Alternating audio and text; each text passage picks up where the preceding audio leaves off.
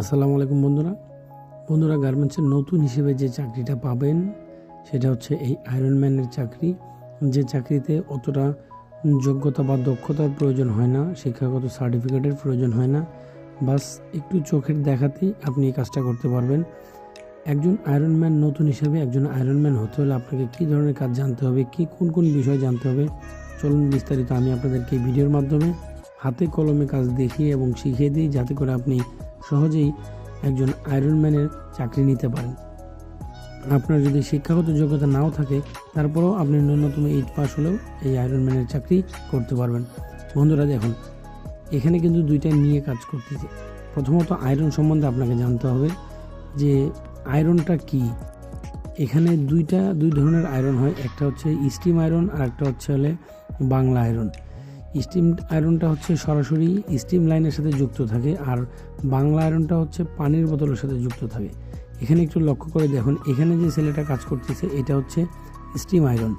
এটা কোনো পানির বোতলের সাথে যুক্ত নয়, এটা সরাসরি আপনার হচ্ছে কম্প্রেসারের সাথে যে স্টিমটা আসবে, যে গরম বাতাসটা আসবে এটার সাথে যুক্ত, যে কারণে এটাকে বলা হয় স্টিম আয়রন। দেখতে পাচ্ছেন এটাও হাতের বামের, এটাও স্টিম আয়রন। এখানে দুইটা ছেলে কাজ করতেছে যে বডিতে ফিউজিং লাগাচ্ছে, একটা হচ্ছে সিঙ্গেল প্লাই সাইড আর একটা হচ্ছে পকেট জয়েনের সাইড। এগুলো হচ্ছে নন ওয়াশ গার্মেন্টসের মূলত নন ওয়াশ গার্মেন্টসগুলোতে সিঙ্গেল প্লাই এবং পকেট জয়েনের যে এই এরিয়াগুলোতে ফিউজিং লাগানো হয়।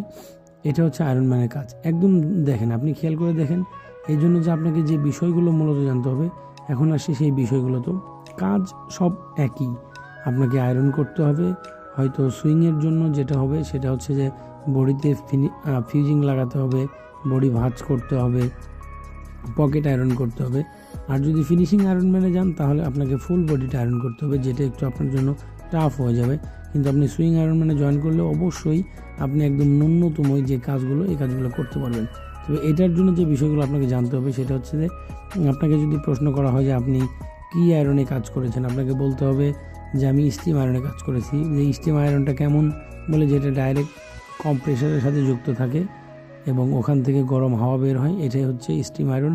আর বাংলা আয়রন যেটা, সেটা বোতলে পানি ভরে পানির সাথে সংযুক্ত করা হয় লাইনটা, এটা হচ্ছে বাংলা আয়রন। আর যে টেবিলে কাজ করবেন এটা হচ্ছে আয়রন টেবিল, এবং এটার দুইটা অংশ থাকবে, এক হচ্ছে ভ্যাকুম আর একটা হচ্ছে নন ভ্যাকুম। মানে যে আয়রনটাই বাতাস টানবে, এখানে পিছনে নিচে মোটর থাকবে, সুইচ দেওয়া থাকবে, আয়রনে বাতাস টানবে, এটাকে বলা হবে ভ্যাকুম আয়রন। মানে কি, আয়রনের যেটা নিচ দিক বাতাস টানবে। আপনি একটু ভালো করে লক্ষ্য করে দেখুন, যখন এই ব্যক্তির একটা বডি রাখতেছে দেখেন, সাথে সাথে স্টিম পাওয়া মাত্র কি হচ্ছে, বডিটা ভাঁজ হয়ে যাচ্ছে।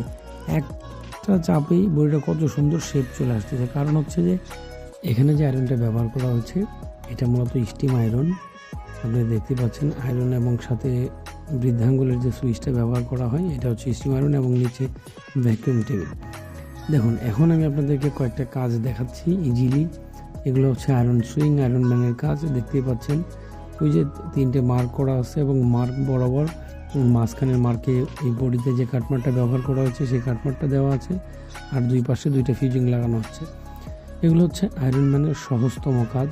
বন্ধুরা, সুইং আয়রনম্যান, আমি যে ভিডিওগুলো আপনাদেরকে দেখাচ্ছি এগুলো হচ্ছে একজন সুইং প্রোডাকশন ফ্লোরে সুইং আয়রনম্যান হিসেবে কর্মরত।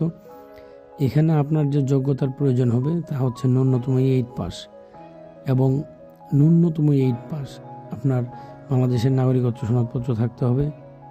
আপনি ন্যূনতম 8 পাস চেয়ারম্যান সার্টিফিকেট থাকলেই হবে। এখানে কোনো এক্সপিরিয়েন্স লাগে না, শুধুমাত্র চোখে দেখা কাজ। আয়রনম্যানের যে কাজগুলো সুইং সেকশনে করানো হয় একদম চোখে দেখে এই কাজগুলো করলে আপনি আয়রনম্যানের ন্যূনতম 13,800 টাকা বেতনে চাকরি নিতে পারবেন, একদম নতুন হিসেবে যদি আপনি সুইং আয়রনম্যানে কাজ করতে চান।